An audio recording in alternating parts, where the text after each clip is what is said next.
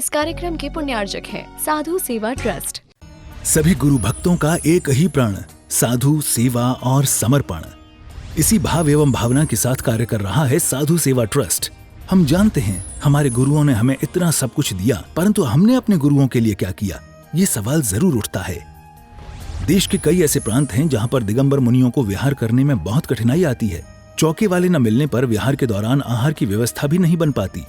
कई गांव व शहर आज भी ऐसे हैं जहां साधु संतों के चातुर्मास नहीं हुए हैं। इन सब को देखते हुए श्री साधु सेवा ट्रस्ट का उदय हुआ, जिससे दिगंबर मुनियों के आहार, विहार, प्रवास आदि की व्यवस्था को सुचारू रूप से बनाया जा सके, जिसके माध्यम से हमारा समाज, धर्म, संस्कृति सब सुरक्षित रह सकते हैं। क्यों न हम भी अपनी चंचला लक्ष्मी का सदुपयोग करें एवं अपने सच्चे गुरुओं की रक्षार्थ हेतु आगे आएं।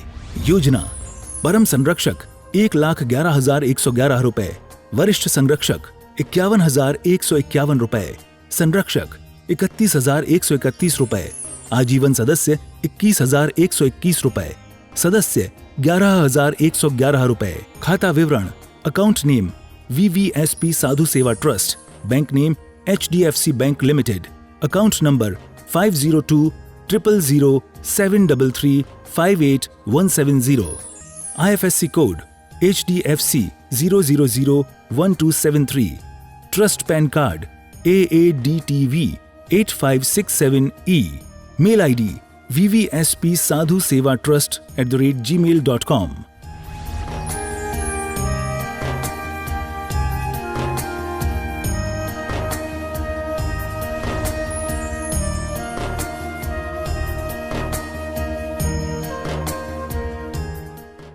सभी धर्म प्रेमी, पुण्यात्मा एवं महानुभाव,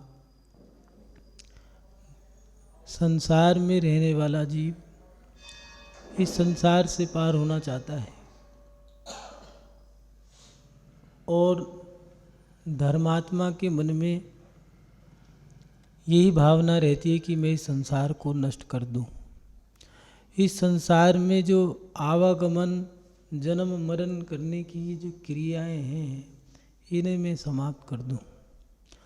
और उसके मन में एक जिज्ञासा पुनः पुनः उत्पन्न होती है कि संसार में भ्रमण करने का कारण क्या है।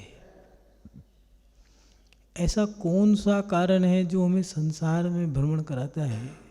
अगर कोई व्यक्ति दुखी है या किसी कष्ट में है और उसे पता लग जाए, उस समय वो यही सोचता है कि काश मुझे पता लग जाए मैंने कौन सा कर्म किया था जिससे ये कर्म बंध गया। कर्म को तो भोगना पड़ेगा, लेकिन उस समय ये सोचता है कि काश ये पता लग जाए तो मैं वो कर्म पुनः नहीं करूँगा। ऐसे ही धर्मात्मा के मन में ये बात आती है कि संसार में भ्रमण करने का कारण क्या है। अगर ये पता लग जाए तो संसार भ्रमण करने का जो कारण है, उस कारण को खत्म कर दिया जाए तो ये संसार भ्रमण समाप्त हो जाएगा। कारण क्या है? आचार्य कुंद स्वामी जी बड़े सरल शब्दों में बता रहे हैं। कालमनंतम जीवो मिच्छत सर्वेण पंच संसारे हिंडदि नालहदि सम्मम संसार ब्रह्मण पारभो सम्मदन शुद्धो जावदु लभदेहि ताव सुही सम्मदन शुद्धम जावना लभदेहि ताव दुही। यहाँ दो गाथाओं के माध्यम से आचार्य कुंद स्वामी जी बता रहे हैं। काल मणंतम जीवो मिच्छत सर्वेण पंच संसारे। यह जीव मिथ्या स्वरूप होने से अनंत काल से, अनादि काल से पंच परावर्तन, द्रव्य, क्षेत्र, काल, भव, भाव रूप संसार में भ्रमण कर रहा है, किंतु उसे सम्यक प्राप्त नहीं हुआ, अतः संसार परिभ्रमण बना हुआ है। आचार्य कुंद स्वामी जी यहाँ सरल भाषा में समझा रहे हैं कि जीव के मिथ्यात्व बंधा हुआ है। इस मिथ्यात्व के होने के कारण अनादिकाल से संसार में भ्रमण कर रहा है। और वो भी कौन कौन से 5 परावर्तन होते हैं, द्रव्य, क्षेत्र, काल, भव, भाव। ये 5 परावर्तन उसके बनते चले जा रहे हैं। आचार्य कुंद स्वामी जी लिख रहे हैं कि जब तक हम मिथ्यात्व को नहीं छोड़ेंगे तब तक हम संसार भ्रमण का जो मार्ग है, जो ये संसार से बंधी हुई चैन है, इस कर्मों की चैन को हम जब तक नहीं तोड़ेंगे, जब तक हम इस मिथ्यात्व को नहीं छोड़ेंगे, तब तक ये संसार भ्रमण का काम नहीं रुकेगा। नौजवान पीढ़ी ये मिथ्यात्व, ये सम्यक्त, ये तत्व, द्रव्य, कर्म सिद्धांत, इन सब बारे में जानती नहीं है, ना वो इन पचड़ों में पढ़ना चाहती है। वो तो बस एक बात जानती है कि बुरा समय आ गया तो ये बताओ अच्छे में कैसे बदलें, और अच्छा समय आ गया तो ये बताओ इसको भोगें कैसे। बस 2 ही बात जानती है उन्हें। तो वो कहा, नई पीढ़ी का सूत्र है, रोज लो, मौज लो और भोज लो, जब मिले तब लो। लेकिन इनसे ही काम नहीं चलेगा। हमारे जीवन में अगर कल्याण करना है, अगर अपने आप को इस संसार के दुखों से छुड़ाना है, तो हमें कुछ संसार को छोड़ने वाली क्रियाएं भी करनी होंगी। लेकिन नई पीढ़ी की समस्या ये भी नहीं है, गलती उनकी भी नहीं है। जवानी का जोश ऐसा होता है, उसमें होश नहीं होता, मात्र जोश होता है। और वृद्ध अवस्था में इतना होश होता है, जितना अनुभव वृद्धों के पास होता है इतना जवानों के पास नहीं होता। युवा अवस्था में इतना अनुभव नहीं होता, लेकिन युवा अवस्था में जोश होता है और वृद्ध अवस्था में होश होता है। वृद्ध अवस्था में होश तो है लेकिन जोश नहीं है। जब जोश आता है तो होश भाग जाता है, और जो होश आता है तो जोश भाग जाता है। होश और जोश दोनों अगर मिल जाएं तो कोई बिरला ही होता है जिसके पास ये दोनों चीज़ें हों। तीर्थंकर, उनका पुण्य है, जन्म से ही होश भी है और जोश भी है। गर्भ, जन्म, तप, ज्ञान, मोक्ष 5 कल्याणक हैं। जन्म लेते के साथ ही 3 ज्ञान हैं, मति, शुद्ध, अवधि। किसी चीज़ की परेशानी नहीं है। ब्रज शब्द नाराज सहनन है, समचतु संस्थान है।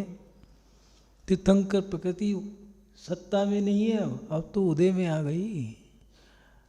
जिनका किंकर ही सोदरमिंद्र हो तो सोचो उनका बल कितना होगा। जिसके आगे असंख्यात देवी देवता हाथ जोड़ के खड़े हैं तो कैसे होंगे। कोई बिरला ही होता है जहाँ होश और जोश दोनों हो। लेकिन गुरु की शिक्षा के माध्यम से जोश में होश भी आ सकता है। महानुभाव, जीव मिथ्यात्व स्वरूप होने से अनंत काल से 5 परावर्तन रूप संसार में भ्रमण कर रहा है, किंतु उसे सम्यक प्राप्त नहीं हुआ। अतः संसार परिभ्रमण बना हुआ है। दूसरी गाथा में लिख रहे हैं, समदंसण शुद्ध जीवम, समदंसण शुद्धम जावदु लवदे ही तावसुही। जब शुद्ध सम्यक दर्शन प्राप्त कर लेता है जीव तभी सुखी होता है, और जब तक शुद्ध सम्यक दर्शन प्राप्त नहीं कर लेता तब तक दुखी है। दुखी कौन है? जो सही मायने में सही नहीं है। सरल भाषा में समझाएं, आपकी भाषा में, जो सही मायने में सही नहीं है, जो अभी बाहरी क्रियाओं में, क्रियाकलापों में, बाहरी आडंबरों में डूबा हुआ है, वो अभी सही नहीं है। और जो सही नहीं है, स्वयं में ही सही नहीं है, गलत है, वो खुश कैसे हो सकता है? जो अभी कमाने में ही अपना जीवन मान रहा है कि हरे हरे नोट ही जिंदगी है,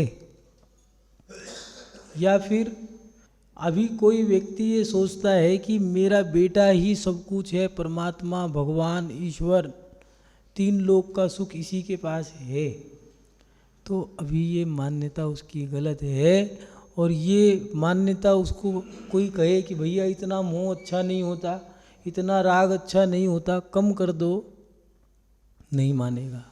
समझाओगे नहीं समझेगा, ज़्यादा समझाओगे तो तुम्हें ही समझा देगा, भैया शांति से बैठो, मेरा बेटा है, बेटे का मोह किसे नहीं होता, मैंने गलत क्या किया है, कोई बात नहीं। लेकिन वो बच्चा जो उसका जो बेटा है, 8 साल बीत गए, 16 साल बीत गए, युवावस्था भी उसकी शुरू हो गई, 25 साल से भी आगे गुजर गए, 40 साल का हो गया, और माता पिता उसके लिए खूब करते हैं, और फिर वो बेटा अपनी पत्नी के मोह में या अपने बेटे के मोह में माता पिता से कह दिया कि तुमने हमारे लिए किया ही क्या था। अब उस पिता से पूछो कि बेटे का मोह कैसा है। अब वो कह रहा है भैया संसार सब बेकार है, ये बेटा बेटी सब बेकार है, कोई किसी के काम का नहीं है, सब मोह माया है।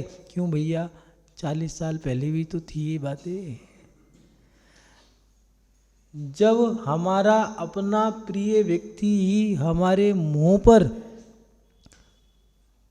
ज्ञान का हथौड़ा मार देता है, तब जाकर के हमारी आत्मा में सही ज्ञान प्रकट हो जाता है कि भैया ये तो बात सही है। दूसरी बात, जब तक हम मिथ्यात्व को नहीं छोड़ेंगे तब तक हमें सम्यक दर्शन नहीं होगा। अच्छा, मिथ्यात्व क्या है?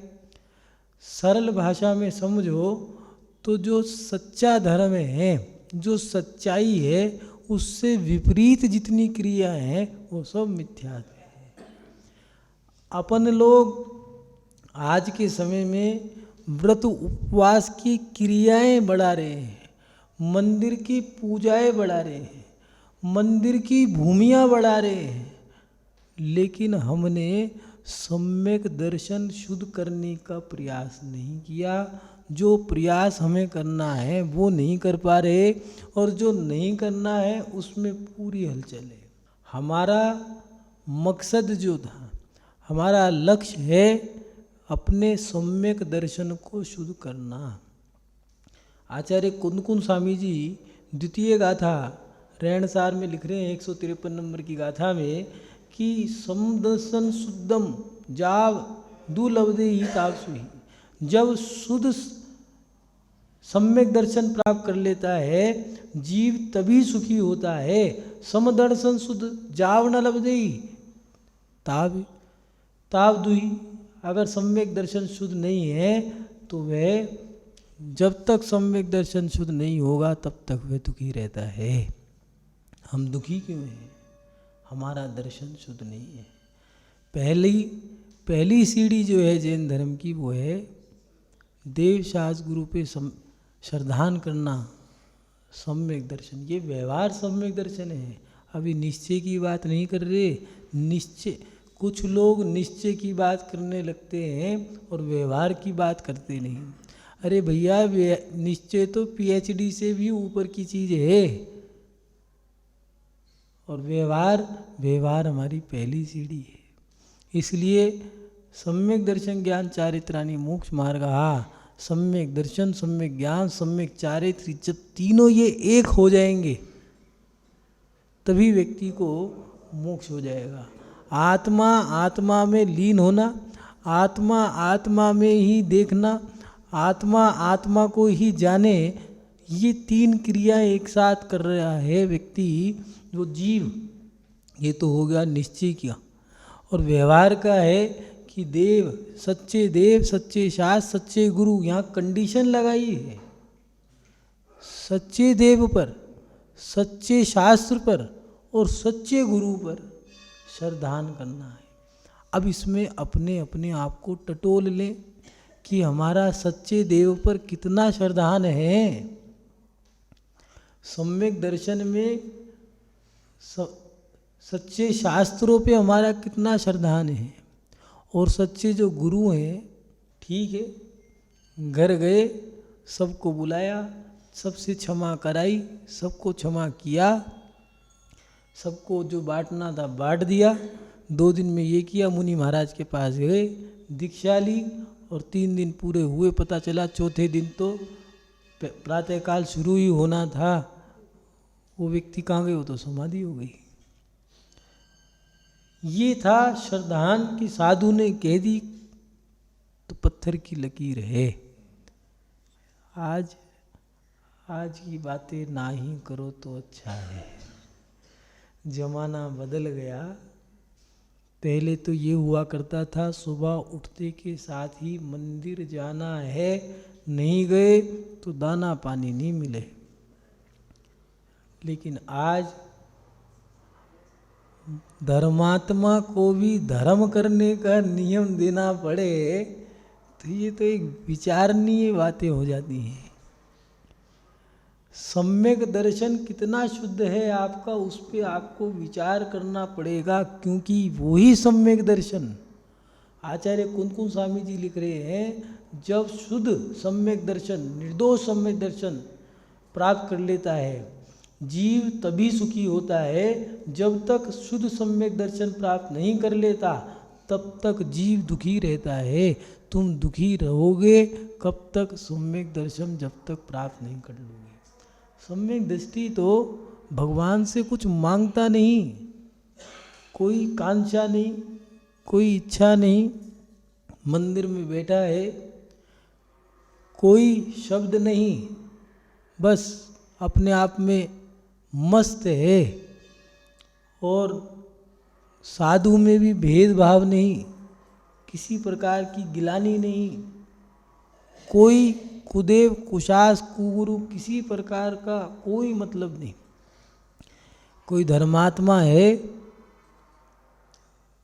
पहले ये हुआ करता था कि किसी घर परिवार से कोई बच्चा या कोई बच्ची, कोई महिला या पुरुष घर छोड़ते थे तो 10 जने आके खड़े हो जाया करते थे कि भैया तुम बहुत बड़ा काम करने जा रहे हो, इसमें हमारी अनुमोदना है और तुम आगे बढ़ो, हम तुम्हारे साथ हैं, कोई भी बात हो तो हमें बताओ। ये सम्यक दर्शन, सम्यक दृष्टि की पहचान है।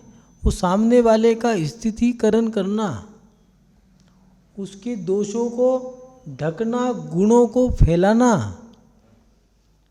और फिर सबसे बड़ी बात, सम्यक दृष्टि के अंदर वात्सल्य जो गुण है वो एक अलग ही होता है।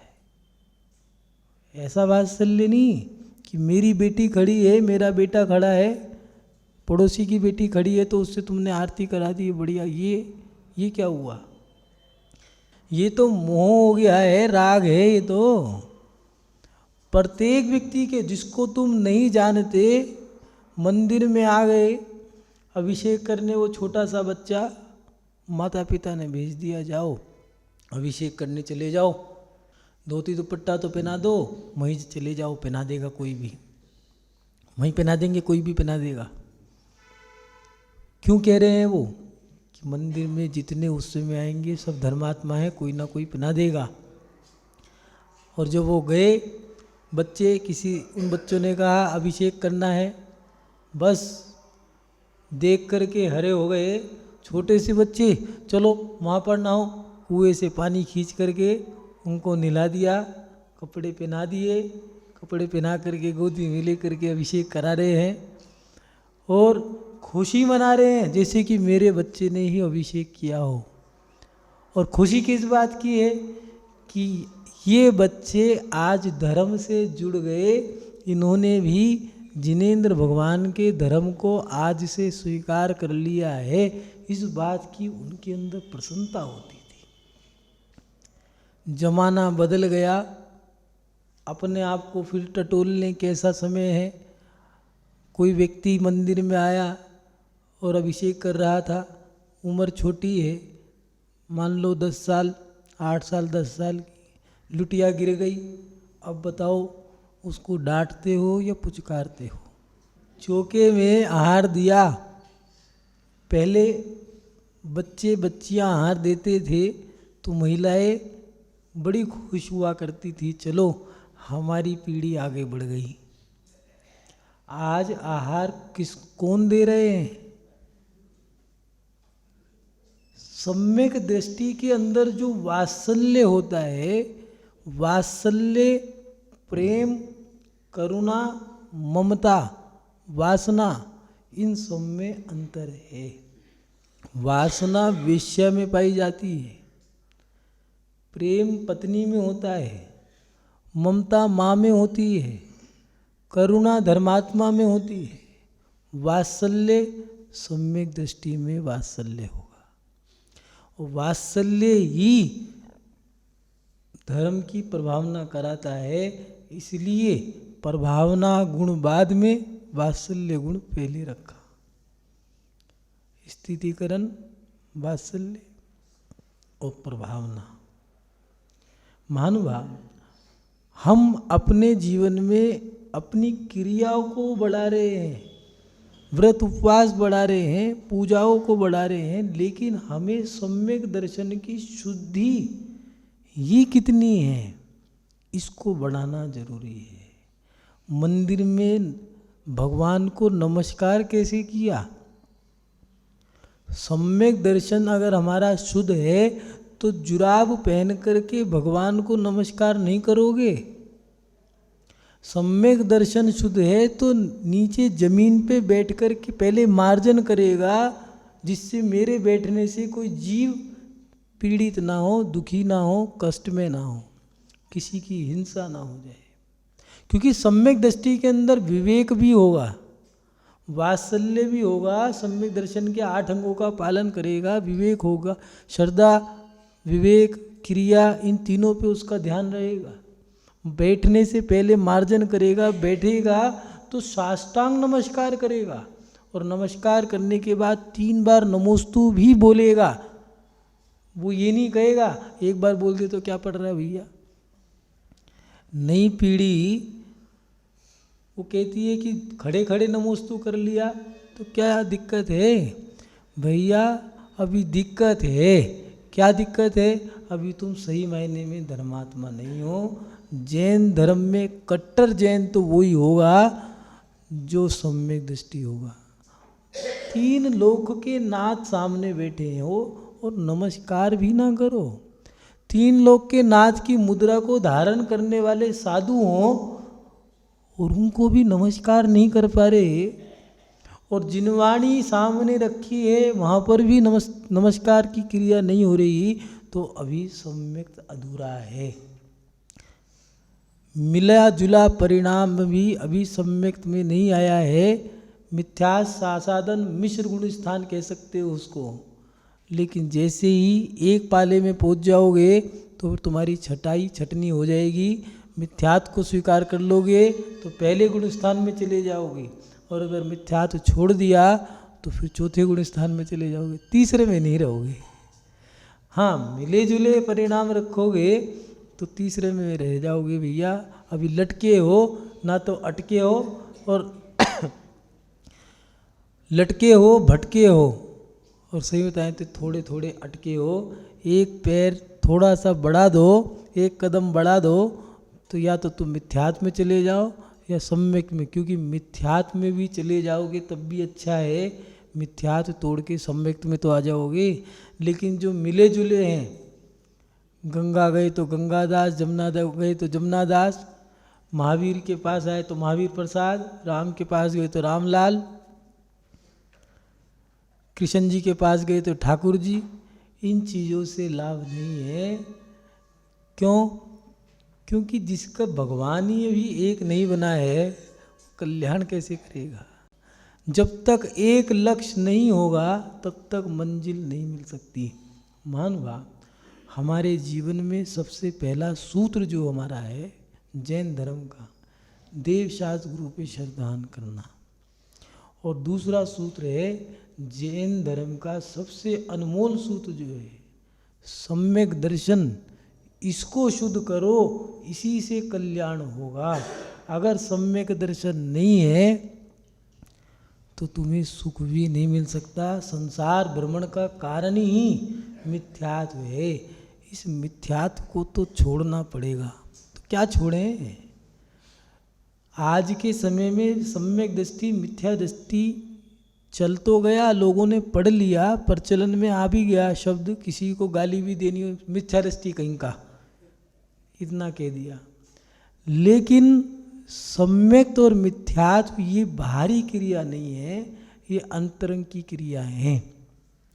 समंत्रभद्र स्वामी ने शिवपिंडी को नमस्कार किया और शिवपिंडी नमस्कार करते के साथ ही फूट गई, चंदा प्रभु भगवान प्रकट हो गए। अब इसको थोड़ा सा ध्यान दें कि शिवपिंडी को नमस्कार किया है और पिंडी अभी फटी नहीं, नमस्कार किया और इतने में सामने वाले ने देख लिया। अब बताओ उस समय समन्वय स्वामी जी कौन थे? मिथ्या दृष्टि, सम्यक दृष्टि? भाई बाहरी क्रियाएं इससे हम पहचान नहीं सकते, अंतरंग में सम्यक दर्शन विराजमान है, सामने शिवपिंडी रखी है। तो सम्यक और मिथ्यात्व किसी के बताने से कहने से नहीं पता लगेगा। सम्यक तुम्हारे अंतरंग का रत्न है, इस रत्न को तुम्हें स्वयं ही शुद्ध करना पड़ेगा। बाहर का कोई भी व्यक्ति तुम्हारे सम्यक दर्शन को शुद्ध नहीं कर सकता। और मिथ्यात्व तुम्हारे अंतरंग में है। कभी कभार ऐसा होता है, दिगंबर साधु विहार करते हैं तो हनुमान मंदिर में भी रुकना पड़ता है। कभी कभार ईसा मसीह के जो स्कूल हैं उनमें भी रुकना पड़ता है। लेकिन ऐसा नहीं है कि उन धर्मों के मंदिरों में रुकने से दिगंबर साधु मिथ्या दृष्टि हो गया। बाहरी क्रियाओं से पता नहीं चलता है, ये सम्यक और मिथ्यात्व अंतरंग की क्रिया हैं, तुम ही जानो। वो कहा करते हैं पाप और पारा कभी पचता नहीं, पाप और पारा कभी पचता नहीं, खुद और खुदा से कुछ छुपता नहीं। या तो तुम जानो या तुम्हारा ईश्वर जाने, सम्यक हृदय की पहचान है, हृदय का धर्म है, आत्मा का धर्म है। इस कार्यक्रम के पुण्यार्चक थे साधु सेवा ट्रस्ट।